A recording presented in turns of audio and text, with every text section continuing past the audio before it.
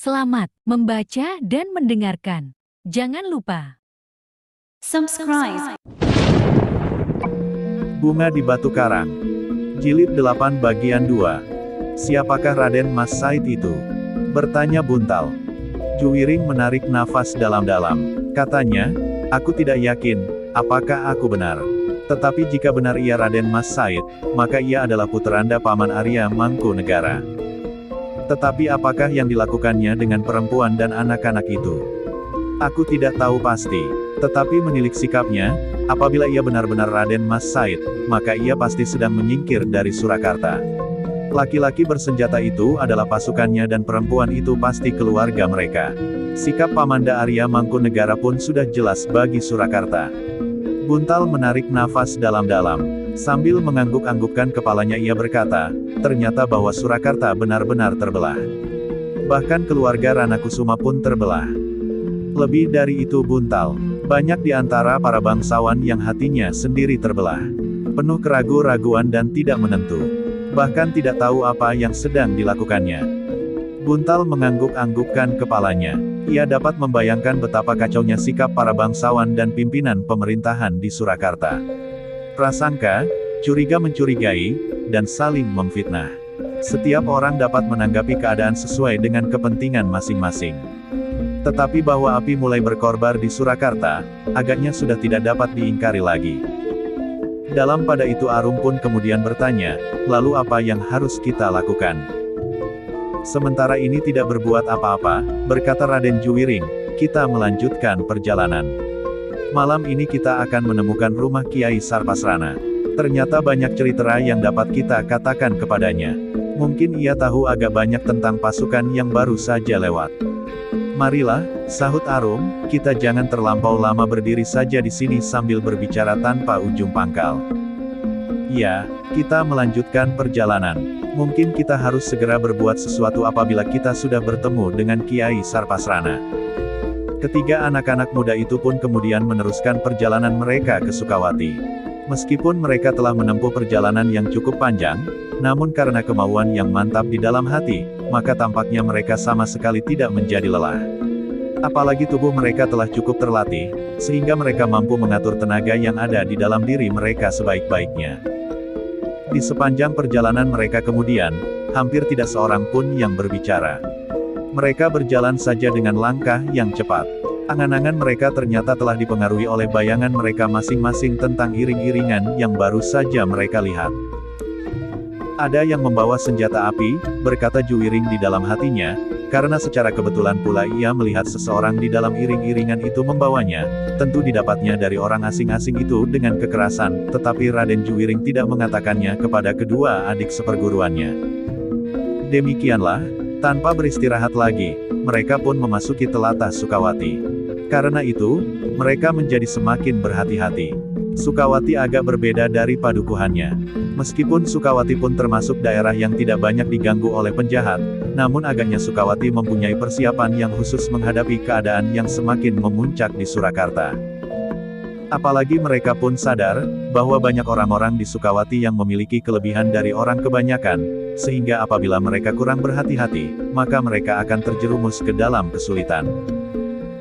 Karena itu, agar mereka tidak membuat salah paham, maka mereka berkeputusan untuk langsung pergi ke gardu yang pertama-tama akan mereka temui dan langsung bertanya, di manakah rumah Kiai Sarpasrana yang juga sering disebut Kiai Sarpaireng. Belum tengah malam, bisik Buntal ketika ia menengadahkan kepalanya melihat bintang-bintang yang bersinar di langit. Ya, sahut Juwiring, bintang gubuk penceng sudah hampir tegak lurus. Sebentar lagi kita akan menginjak tengah malam. Dan mudah-mudahan kita sudah sampai pada Kiai Sarpasrana.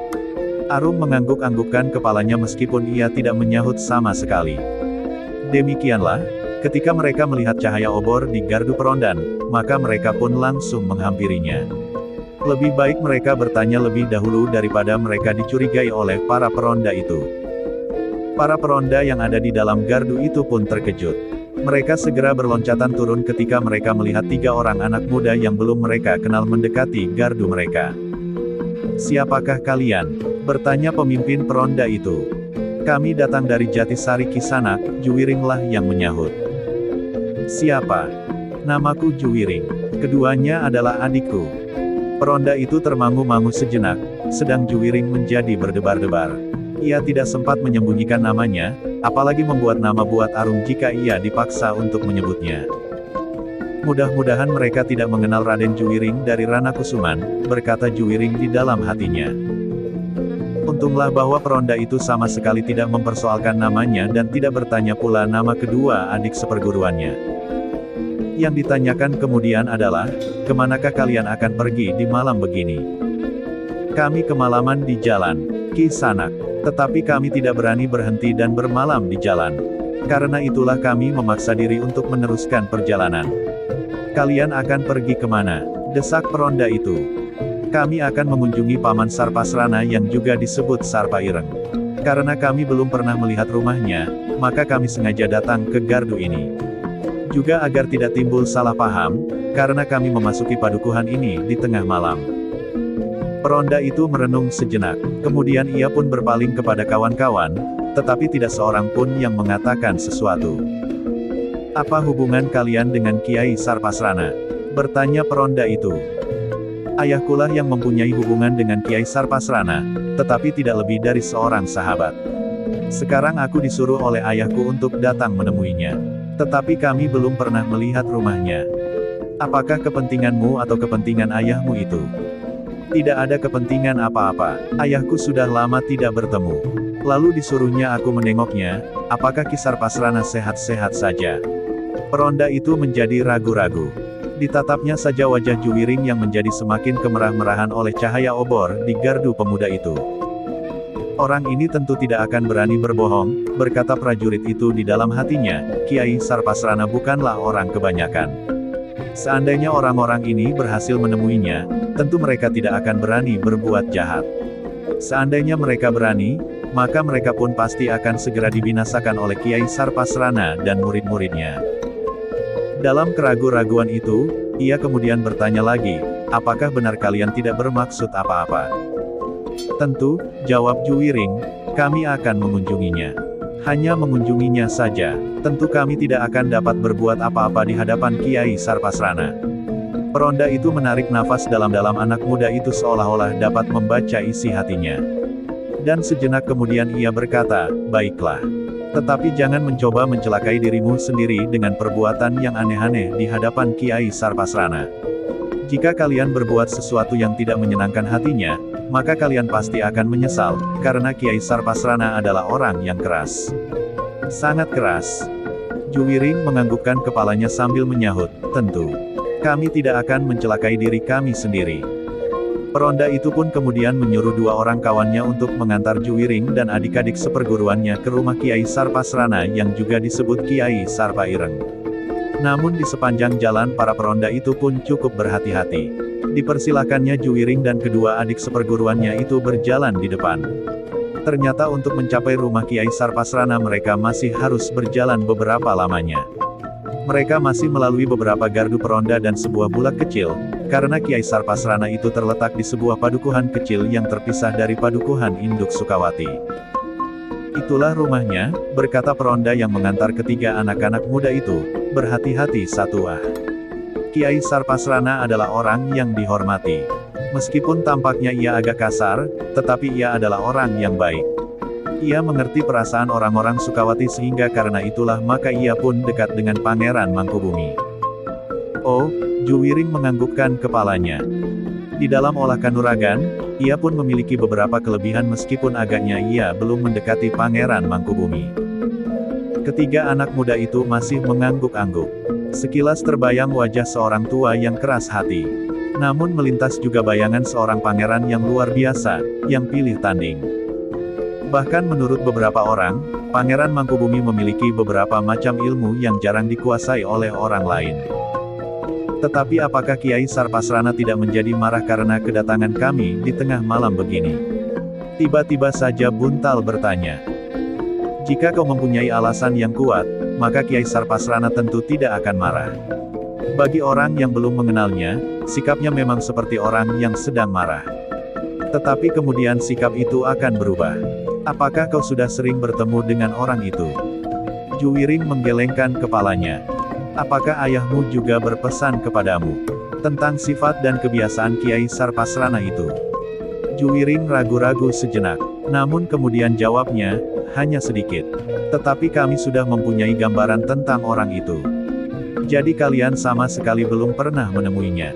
Maksudku jika sekali-sekali Kiai Sarpasrana itu berkunjung kepada ayahmu yang katamu adalah sahabatnya. Belum. Kami memang belum pernah bertemu dengan Kiai Sarpasrana. Tetapi menurut pesan ayahku, jika aku menyebut bahwa aku adalah anak-anaknya, maka Kiai Sarpasrana pasti akan segera mengenal aku. Peronda itu mengangguk-angguk. Dalam pada itu, mereka pun sudah berdiri di depan regol halaman rumah Kiai Sarpasrana. Halaman yang cukup luas dengan berbagai macam pepohonan.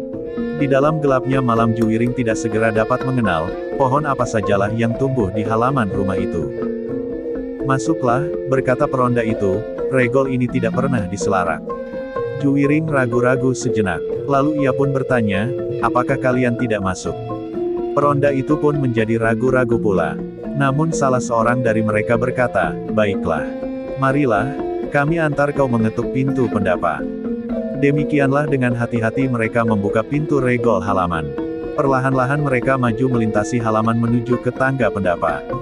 Naiklah, dan ketuklah pintu peringgitan, berkata peronda itu. Tetapi agaknya peronda itu sendiri ragu-ragu pula.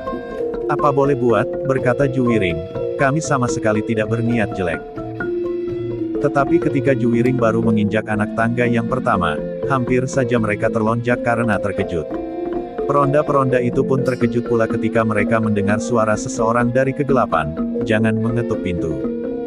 Semua orang berpaling ke arah suara itu. Di dalam kegelapan bayangan dedaunan mereka melihat seseorang yang berdiri tegak dengan kaki renggang. Oh, peronda itu hampir berbareng berdesis. Kemudian yang seorang melanjutkan, kami sekedar mengantar 3 anak muda ini ingin menghadap Kiai Sarpasrana. Di malam hari begini, apakah kau sangka Kiai Sarpasrana itu sebangsa ular yang tidak pernah tidur? Dan apabila sudah mulai tidur sebulan sama sekali tidak terbangun. Tetapi anak-anak ini akan dapat memberikan penjelasan kenapa mereka baru sampai di sini di tengah malam. Penjelasan atau tidak dengan penjelasan, ternyata kalian datang tengah malam. Kalian sebenarnya mempunyai otak untuk berpikir bahwa di malam begini pada umumnya seseorang sedang tidur. Tetapi ada juga yang karena sesuatu hal belum tidur, Juwiring mencoba menyahut, misalkan kami dan maaf, barangkali Kisanak juga. Persetan, geram orang itu bukan bicara seseorang yang cukup bijaksana. Sekarang kalian harus pergi sebelum Kiai Sarpasrana merasa terganggu. Tetapi, Juwiring masih ingin menjelaskan lebih lanjut. Agar ia segera mendapat perhatian, maka katanya, tetapi kami adalah putra-putra Kiai Danatirta di Jati Aking. Hei, orang itu agaknya memang menaruh perhatian atas nama itu. Namun kemudian ia berkata, siapapun kalian, namun kalian tidak dapat mengganggu Kiai Sarpasrana. Kisanak, berkata Juwiring, sebenarnya kami memang tidak ingin mengganggu. Tetapi kami terpaksa datang ke rumah Kiai Sarpasrana di tengah malam. Jika kami sempat menemuinya, kami akan dapat memberikan keterangan tentang perjalanan kami. Orang itu diam sejenak, lalu, pergilah. Sebaiknya kalian pergi saja dari halaman rumah ini. Sebaiknya para peronda itu kembali saja ke gardu kalian. Para peronda itu termangu-mangu. Kembalilah. Kalian membawa orang-orang ini. Dan orang-orang ini sudah sampai kepadaku. Tinggalkan mereka. Aku akan memaksa mereka pergi. Tetapi tugasmu sudah selesai. Kalian tidak akan bersangkut paut lagi dengan anak-anak gila ini. Para peronda itu pun kemudian melangkah surut sambil berkata, baiklah. Kami minta diri. Kami sekedar menunjukkan ketiga anak muda ini. Baiklah. Pergilah sebelum Kiai Sarpasrana bangun dan marah pula kepadamu. Para peronda itu memandang Juwiring, Buntal dan Arum berganti-ganti.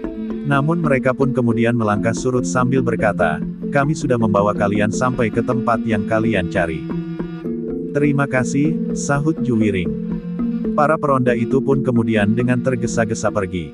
Ketika mereka sudah hilang di balik pintu regol, maka orang di dalam kegelapan itu berkata lagi, kalian pun harus cepat pergi. Jika Kiai Sarpasrana mengetahui bahwa dengan sangat bodoh kalian minta agar Kiai dibangunkan, maka ia pasti akan marah sekali. Bukan karena ia dibangunkan, karena meskipun tidak, tetapi jika ia mengetahui pikiran gilamu untuk membangunkannya di tengah malam, ia akan marah.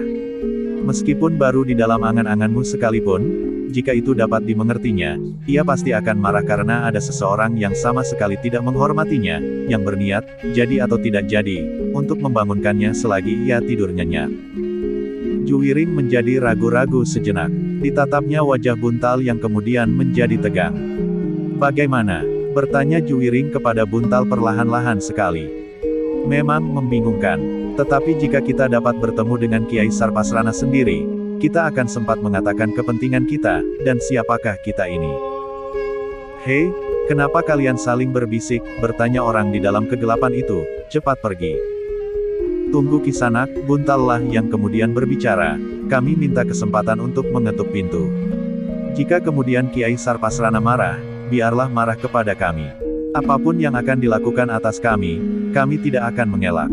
Tetapi jika kami berkesempatan mengatakan bahwa kami adalah anak-anak Kiai Danatirta, mudah-mudahan Kiai Sarpasrana tidak menolak kehadiran kami di sini." "Persetan," geram orang itu, "aku mempunyai wewenang menerima atau menolak setiap orang yang akan menemui Kiai Sarpasrana. Tetapi siapakah Kisanak sebenarnya?"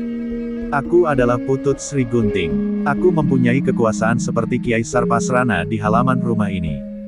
Juwiring menarik nafas dalam-dalam. Sejenak ditatapnya wajah Buntal yang tegang. Sementara Arum memandang kedua anak-anak muda itu berganti-ganti.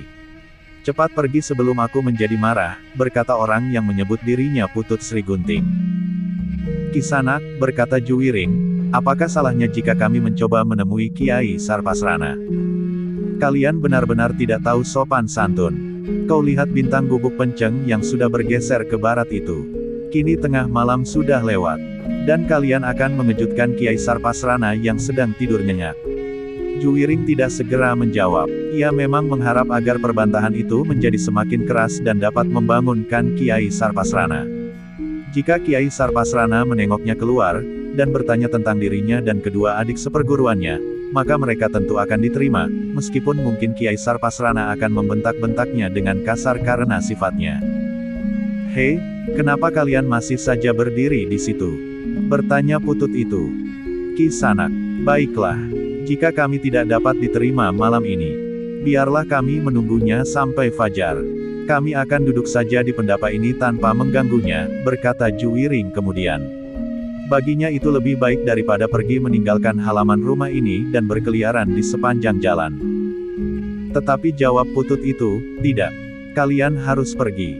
Aku tidak mau melihat kalian berkeliaran di halaman rumah ini. Kalian telah membuat halaman ini menjadi kotor. Kami tidak biasa menerima tamu semacam kalian, apalagi memaksa untuk menemui Kiai Sarpasrana di malam hari. Hanya orang-orang besar sajalah yang dapat menemuinya. Bukan petani-petani miskin seperti kalian." Terasa dada ketiga anak-anak muda itu berdesir. Ternyata ada alasan lain dari Putut Sri Gunting itu untuk menolaknya. Dan penolakan itu benar-benar telah menyakitkan hati. Karena itu maka Juwiring pun berkata, "Kisanak, jangan menghinakan kami petani-petani miskin. Apakah di Sukawati ini tidak ada petani miskin? Dan apakah Pangeran Mangkubumi juga membenci petani-petani miskin?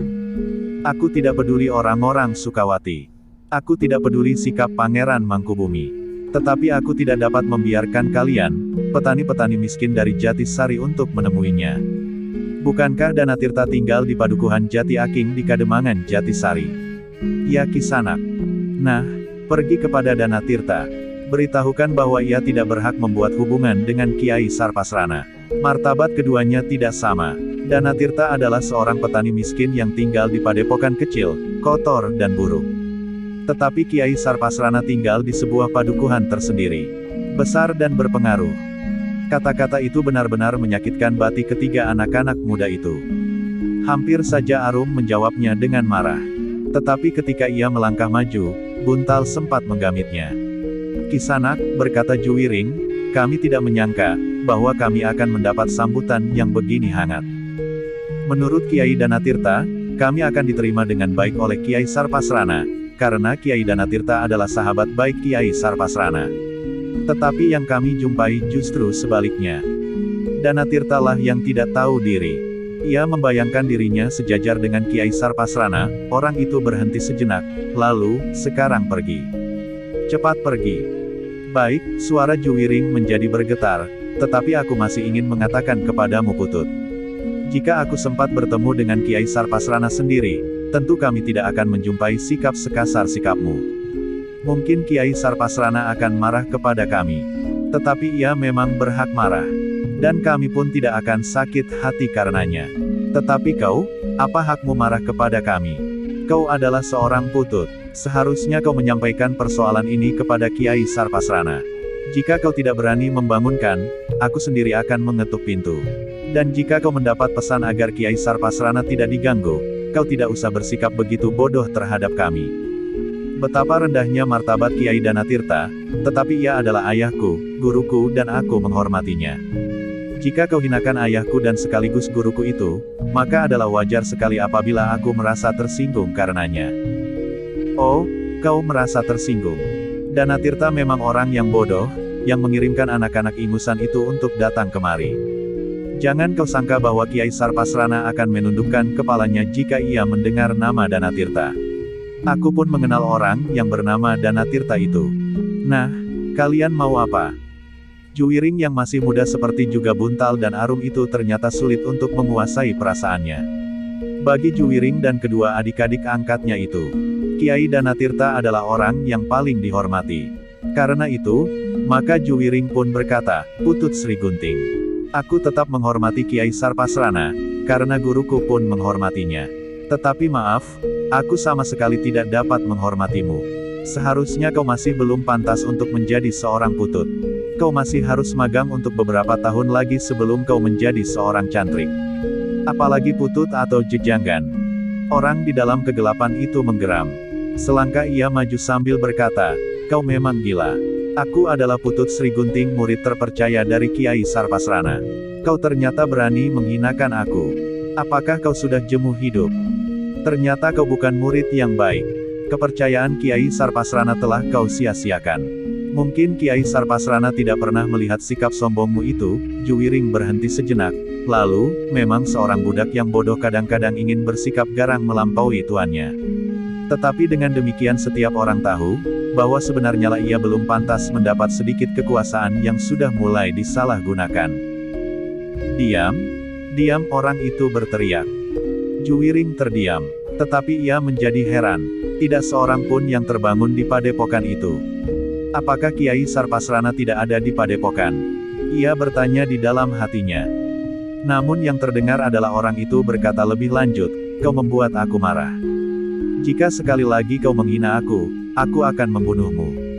Aku tidak pernah berhasrat untuk menyombongkan diri. Aku sama sekali tidak pernah berniat untuk memamerkan ilmu jati aking. Tetapi sudah sepantasnya kalau aku harus mempertahankan diriku, mempertahankan martabatku dan martabat guruku. Oh, kau memang ingin mati. Jika aku membunuh orang di padepokan ini, tidak ada orang yang berani mengurusnya, karena tidak ada orang yang berani menentang Kiai Sarpasrana. Bahkan Pangeran Mangkubumi pun tidak. Dan hal itu bagimu merupakan alasan yang paling baik untuk berbuat sewenang-wenang. Juwiring yang marah menjadi gemetar karenanya. Bahkan Buntal merasa seakan-akan dadanya sudah retak oleh kemarahan yang menghentak-hentak. Sedang Arum, yang merasa dirinya anak Kiai Danatirta mengatupkan giginya rapat-rapat. Dalam pada itu orang di dalam kegelapan itu pun telah menggertakkan giginya. Dengan suara gemetar karena marah ia berkata, aku tidak pernah berbuat sewenang-wenang. Tetapi aku dapat berbuat apa saja yang aku kehendaki di halaman padepokan Kiai Sarpasrana selama Kiai Sarpasrana tidak melarang. Dan kini kau harus menyadari, bahwa Kiai Sarpasrana tidak mencoba mencegah aku meskipun aku yakin bahwa Kiai Sarpasrana mendengar perbantahan ini. Dengan demikian, maka berarti bahwa umurmu tidak akan sampai besok pagi. Dan kau pun jangan mengharap dapat melihat matahari terbit besok. Putut Sri Gunting tidak dapat menahan diri lagi. Tiba-tiba ia berkata lantang sambil meloncat menyerang, kau memang sombong sekali. Mulutmu memang harus diremas sampai lumat. Tetapi Juwiring pun sudah siap. Karena itu, ketika serangan itu meluncur ke dadanya, ia masih sempat menghindar. Bahkan dengan putaran di atas tumitnya, kakinya terayun mendatar menebas lambung. Namun perut Sri Gunting pun lincah sekali.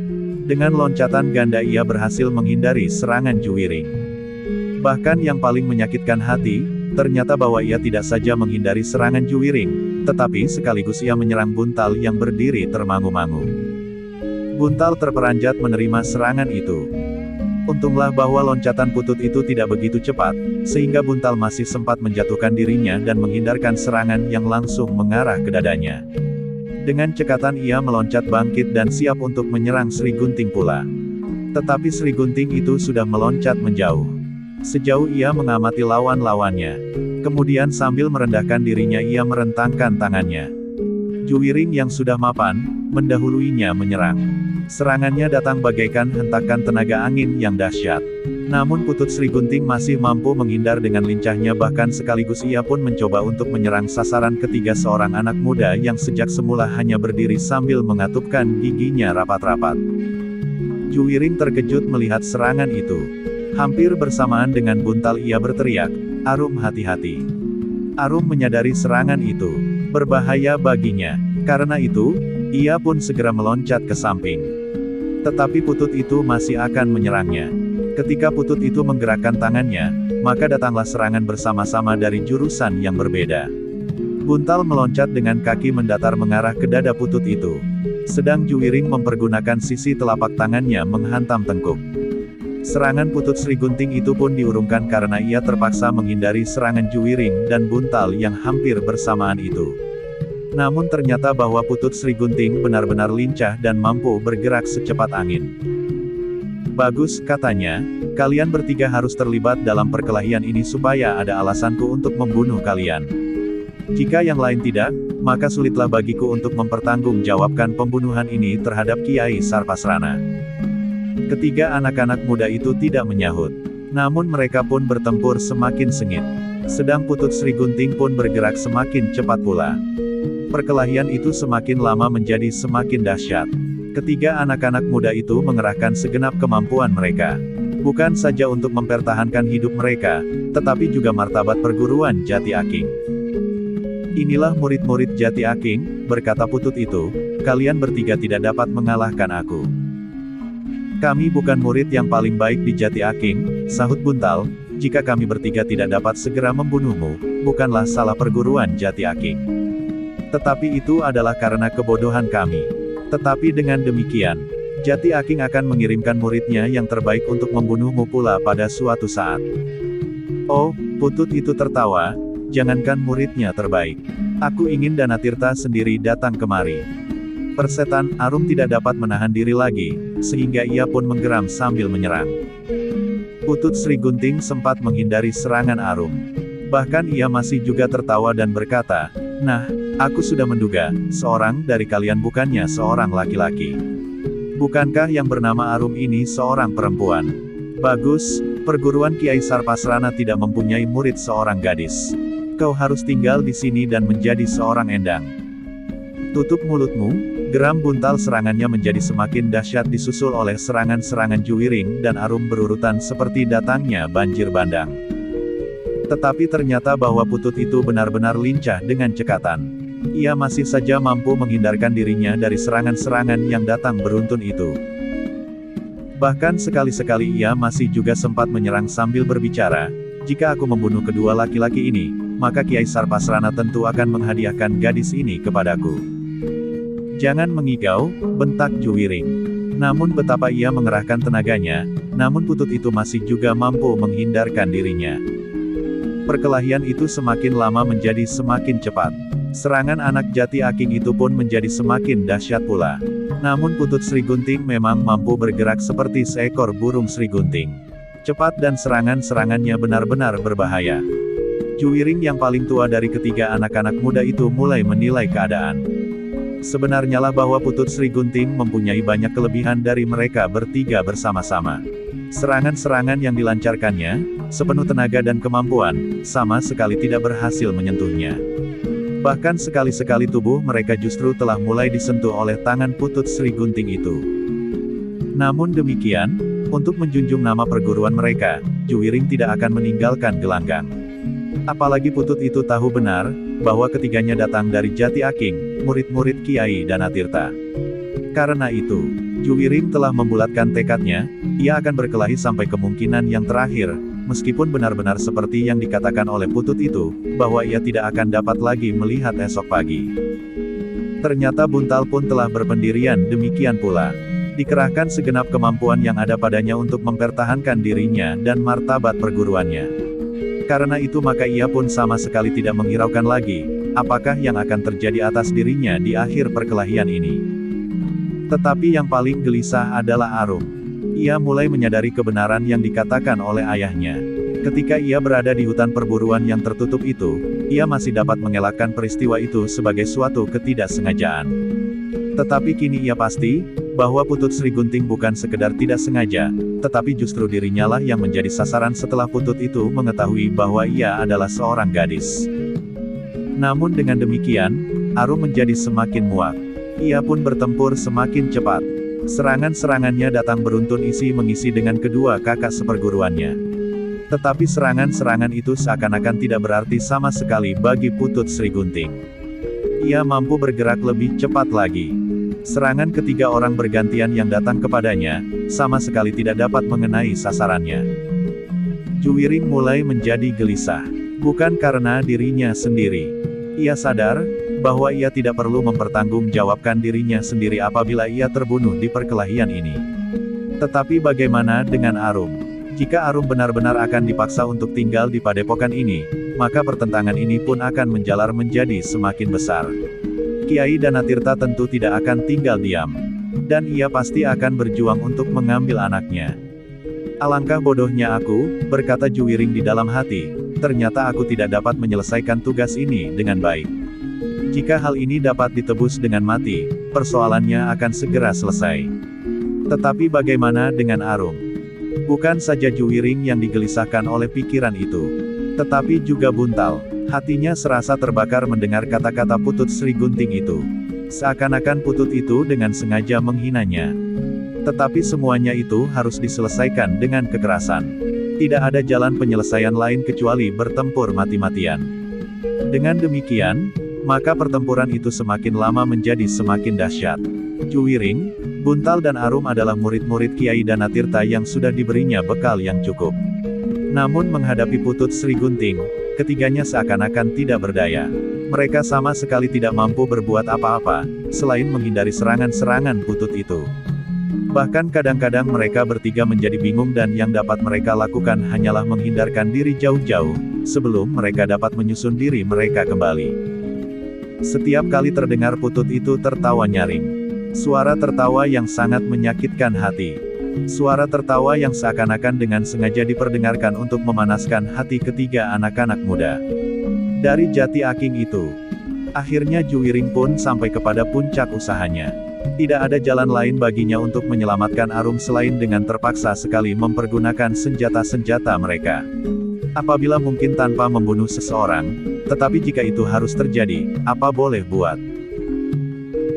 Karena itu, ketika Juwiring sudah tidak lagi dapat berbuat lain, maha betapapun beratnya dan betapa semula keraguan-raguan membelit hatinya, akhirnya Juwiring telah menggenggam kerisnya. Putut Sri Gunting tertawa pula, kau sekarang bersenjata. Apa boleh buat, berkata Juwiring, kegilaanmu memang harus dihentikan. Kau tentu berbuat serupa dengan orang-orang lain yang bermaksud baik. Orang-orang yang tidak sempat menghadap Kiai Sarpasrana karena pokalmu. Jangan banyak bicara. Ayo, kalau kau ingin berkelahi dengan senjata, lakukanlah. Juwiring tidak menjawab lagi. Dengan hati-hati ia mendekati lawannya dengan senjata di tangannya. Ia sadar, bahwa dengan demikian ia dapat memaksa Putut Sri Gunting itu untuk mempergunakan senjatanya pula, namun ia memang harus berkelahi mati-matian. Apapun yang akan terjadi. Bahkan ia sadar sepenuhnya bahwa jika ia harus menyelamatkan Arum dengan melukai atau membunuh Putut itu, maka tanggapan Kiai Sarpasrana tentu tidak akan sebaik yang diharapkan. Mudah-mudahan Kiai Sarpasrana benar-benar berjiwa besar, dan dapat mendengar dan mengerti apa yang telah terjadi. Dalam pada itu, karena Juwiring telah menggenggam kerisnya, maka hampir di luar sadarnya, Buntal dan Arum pun telah bersenjata pula. Dengan dada yang bergelora mereka mengepung Putut Sri Gunting dari tiga arah. Putut Sri Gunting memperhatikan ketiga lawannya yang kini telah bersenjata itu dengan saksama. Kini ia benar-benar harus berhati-hati. Tiga ujung keris dari jati aking itu dapat benar-benar membunuhnya apabila ia tergores meskipun hanya seujung rambut. Sejenak kemudian, Juwiring yang memimpin kedua adik seperguruannya itu mulai menyerang kembali disusul oleh Buntal dan Arum. Meskipun tampak ketiga anak-anak muda itu masih ragu-ragu mempergunakan senjatanya, namun dengan keris di tangan, Putut Sri Gunting tidak dapat lagi dengan leluasa bergerak. Bahkan ketika mereka sudah terlibat lagi dalam pertempuran yang sengit, tampaklah Putut Sri Gunting mulai terdesak. Tiga ujung keris di tangan ketiga anak-anak muda itu benar-benar berbahaya baginya. Juwiring pun melihat hal itu. Setapak demi setapak ketiga anak-anak muda itu dapat mendorong Putut Sri Gunting ke sudut halaman. "Kau akan mati," berkata Juwiring, "kecuali jika kau bersedia menyampaikan kedatanganku kepada Kiai Sarpasrana." Putut Sri Gunting tidak menjawab, tetapi ia masih saja bertempur terus dengan sekuat tenaganya. Namun ia masih tetap lincah dan cekatan menghindari serangan-serangan ketiga anak-anak muda itu.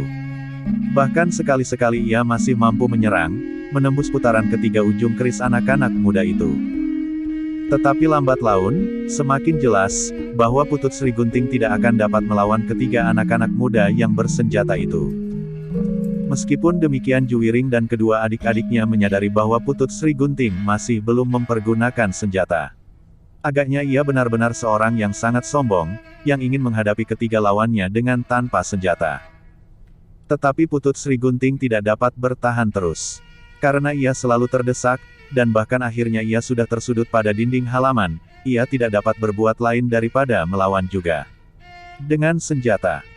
Dalam keadaan yang sulit, tiba-tiba saja Putut Sri Gunting itu berbuat sesuatu yang mengejutkan sekali.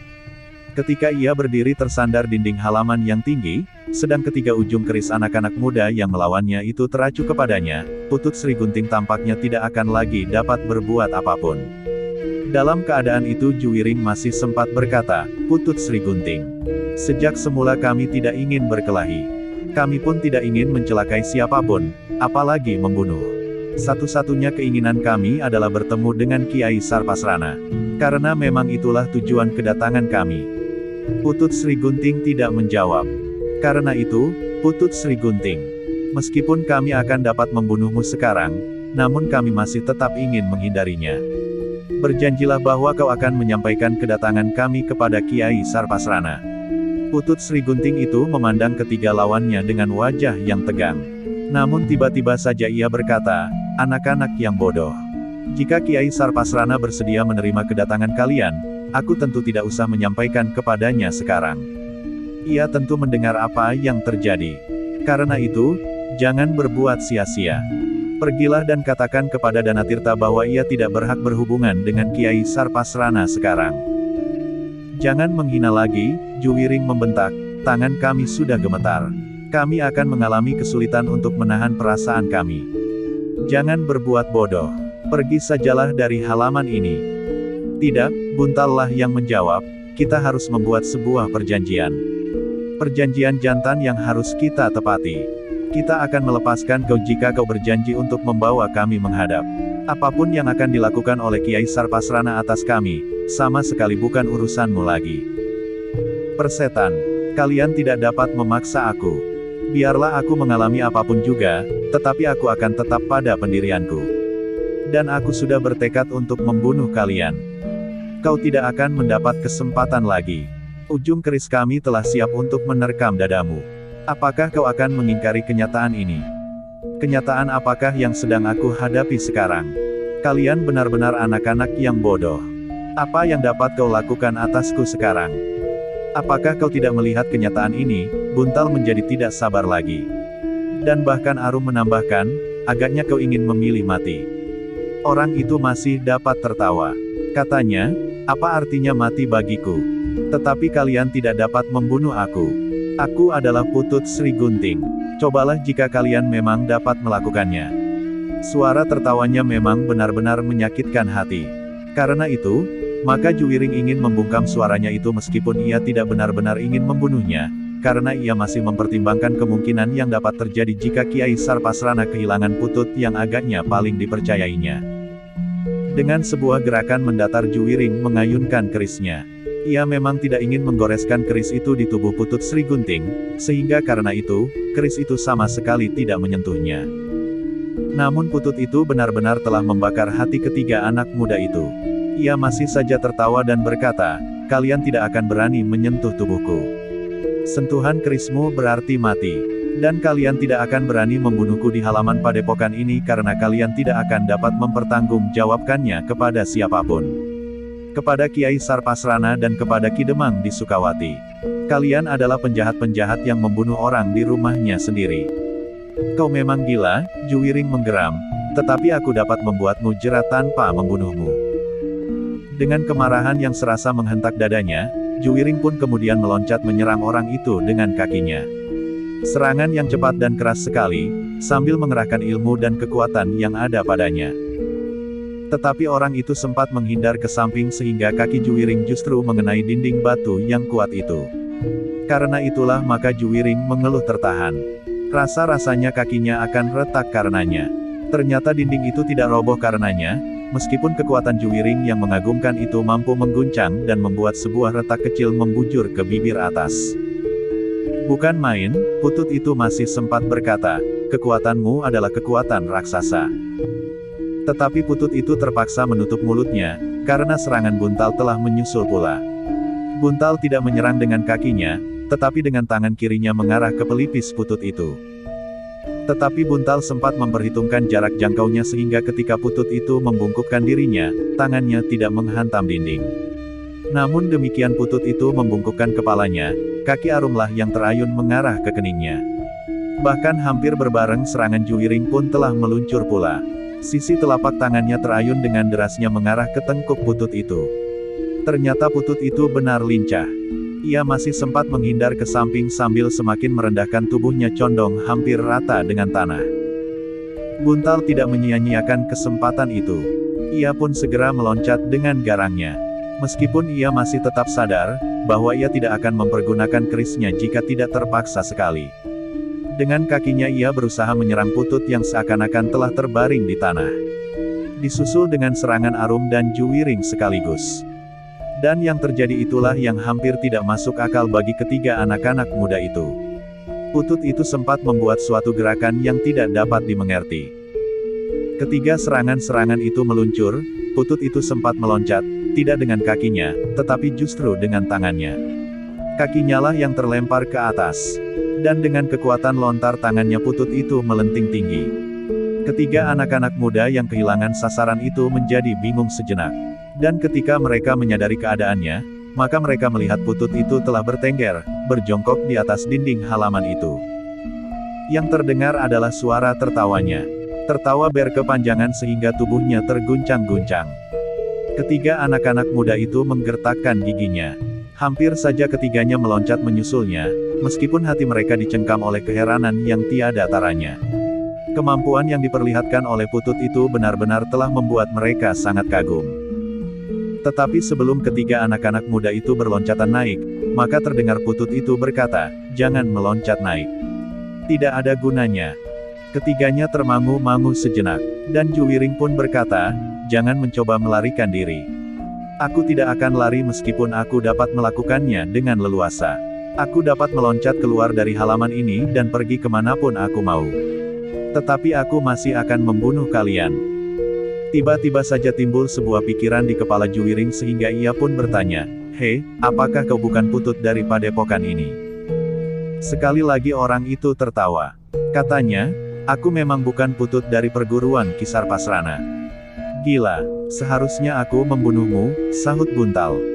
"Aku sudah mencoba mencegah kalian, tetapi kalian tidak mendengarkan." "Siapa kau hei? Apakah kau pencuri? Pencuri yang justru sedang mencuri di padepokan ini?" Orang itu masih saja tertawa. Katanya kemudian, "Jika kau mendengarkan aku, kau tidak akan terlibat dalam kesulitan dengan aku. Tetapi kau memang keras kepala. Dan jangan menyesal, aku tidak akan membiarkan kau hidup dan meninggalkan padepokan ini. Sebenarnya lah bahwa Kiai Sarpasrana tidak akan dapat menemui kalian, karena aku sudah membunuhnya." "Hei," serentak ketiga anak-anak muda itu bergeser, "kau membunuh Kiai Sarpasrana. Bersambung jilid 8 bagian 3. Bagikan. Klik bagikan untuk banyak pembaca Sare ke media sosial Facebook, Twitter dan lain-lainnya. Jangan lupa subscribe dan nyalakan lonceng notifikasi. Baca jilid berikutnya. Atas perhatiannya saya ucapkan terima kasih.